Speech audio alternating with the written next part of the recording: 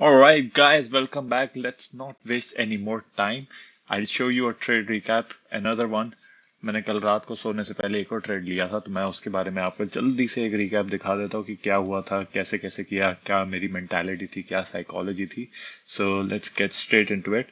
तो if you can see over here, मैंने इस पर्टिकुलर जगह पे ट्रेड लिया था और ये मैंने लिया था कल रात को. तो इस समय बेसिकली रात के 12 बजे थे इंडिया के हिसाब से. तो यूएस सेशन चल रहा था, तो यूएस सेशन में वॉल्यूम कंसिडरेबल आ जाती है ठीक ठाक, better than Asian session. Asian session में यूजुअली ओके वॉल्यूम्स ही रहती है, कभी कभार हो जाता है, ज़्यादा भी होती है ओकेजनली.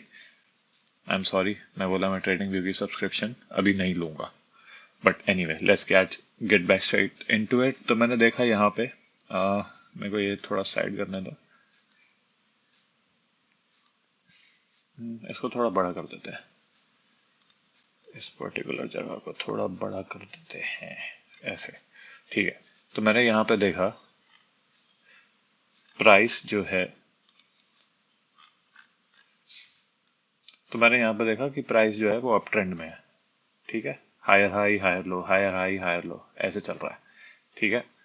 अगर वो ऐसे प्राइस चल रहा है तो इसका मतलब कि मोस्टली मेरा जो बायस होगा कि मेरे को लॉन्ग का ट्रेड ही लेना चाहिए. But at the same time हुआ ये कि मैंने देखा कि 15 मिनट टाइम फ्रेम पे यहाँ पे लिक्विडिटी स्वीप हुई है. लिक्विडिटी स्वीप हुई है तो इसने कहीं ना कहीं की तो लिक्विडिटी ली होगी. तो मेरे को इसको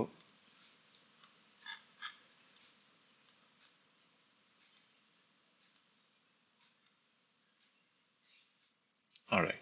तो ये सारी जो लिक्विडिटी इधर वाली पेंडिंग है, जो सबसे लास्ट लिक्विडिटी यहाँ पे थी, वो वाली सारी ये लिक्विडिटी यहाँ, ये वाली तो इधर स्वीप हो गई. उसके बाद प्राइस वापस नीचे आया.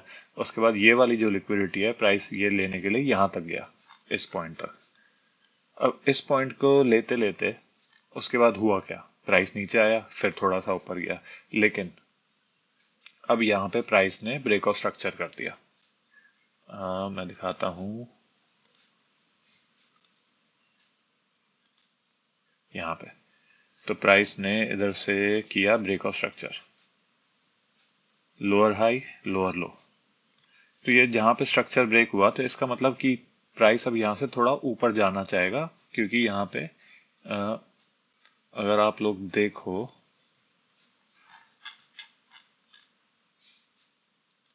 यहाँ पे पूरी पूरी डिस्प्लेसमेंट हो गई. ठीक है. और यहाँ पे डिस्प्लेसमेंट हुई तो क्या बना, big S fair value gap. ये लो, यहाँ पे फेयर वैल्यू गैप बना. तो मेरा जो बायस ये था कि प्राइस इधर से डिस्प्लेस हो गया, तो अब थोड़े टाइम के लिए प्राइस ऊपर जाएगा. एटलीस्ट कहाँ तक, अनदर पॉइंट, इस लेग का पूरा 50% एटलीस्ट यहाँ तक, तो 95,000 तक. तो फिर मैंने क्या किया, इसको मैं हटा देता हूँ. फिर मैं 15 मिनट से गया 1 मिनट पे देखने के लिए कि वहां पे ब्रेक ऑफ स्ट्रक्चर हो रहा है अपसाइड का या नहीं. तो वो चीज मैंने नोटिस करी. तो यहां तक प्राइस आया था, इस पर्टिकुलर पॉइंट तक, तो प्राइस ने इधर से किया ब्रेक ऑफ स्ट्रक्चर. कहाँ गया, ये हुआ ब्रेक ऑफ स्ट्रक्चर. और जब भी प्राइस इधर से ब्रेक ऑफ स्ट्रक्चर करेगा, तो उसका सिंपल सा रूल यही होता है कि थोड़ा मेरे को टाइम दो, ये टूल्स बनाना हैंडी नहीं है मेरे लिए इतने. बट एनीवे, सीखते रहो, अच्छे से सीखो. यहाँ पे गया इसने ब्रेक ऑफ स्ट्रक्चर, इधर से गया ऊपर, वहां से आया नीचे फेयर वैल्यू गैप में. और यहाँ से मैं एक्सपेक्ट कर रहा था रैली करेगा यहाँ तक, इस फेयर वैल्यू गैप में एटलीस्ट 95,000 तक. ठीक है.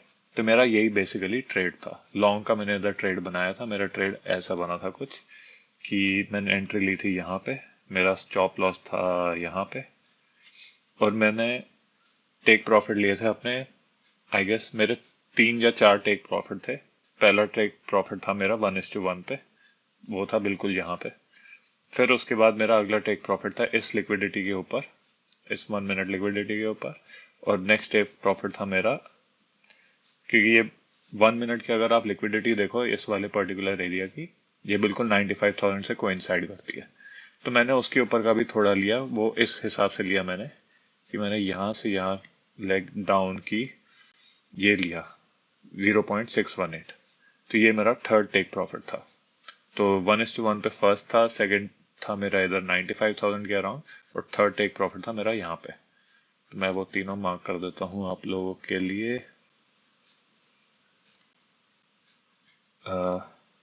एक था मेरा ये 0.382, एक यहाँ पे, और मेरा जो लास्ट टेक प्रॉफिट था वो था यहाँ पे। ठीक है, तो अब आप वापस से आ जाते हैं हम 15 मिनट्स पे फॉर बेटर अंडरस्टैंडिंग। ये रहा। तो वही हुआ, इधर से प्राइस ने नीचे आया, 1 मिनट पे हुआ ब्रेक ऑफ स्ट्रक्चर, और प्राइस इधर से गया ऊपर। ये मेरा फर्स्ट टेक प्रॉफिट। ये वाली लिक्विडिटी भी इधर ले गया था, तो लिक्विडिटी के बाद ब्रेक ऑफ स्ट्रक्चर हुआ 1 मिनट टाइम फ्रेम पे, तो इसलिए मैंने लॉन्ग किया। ठीक है, फिर से समझा देता हूँ। 15 मिनट पे प्राइस अप ट्रेंड में था, ये लो जूम आउट करके फटाफट। 15 मिनट में 15 मिनट पे ट्रेंड तुम्हारा अप ट्रेंड में था, तो मैंने यहाँ देखा, लिक्विडिटी मार्क करी, कौन सी लिक्विडिटी लिया लेटेस्ट, ये वाली लिक्विडिटी लिया। उसके बाद इधर आया, उसके बाद नीचे गया, फिर ऊपर गया और यहाँ पे डिस्प्लेस कर दिया इसको। ऊपर गया, नीचे आया, फिर ऊपर गया, इधर से लिक्विडिटी नहीं ली और यहाँ से डिस्प्लेस कर दिया, फिर वैल्यू गैप बना के यहाँ पे इतना बड़ा।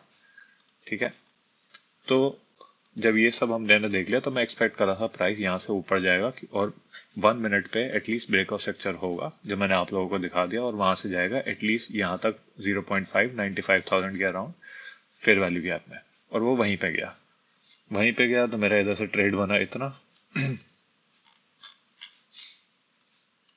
ये मेरा लास्ट टेक प्रॉफिट था।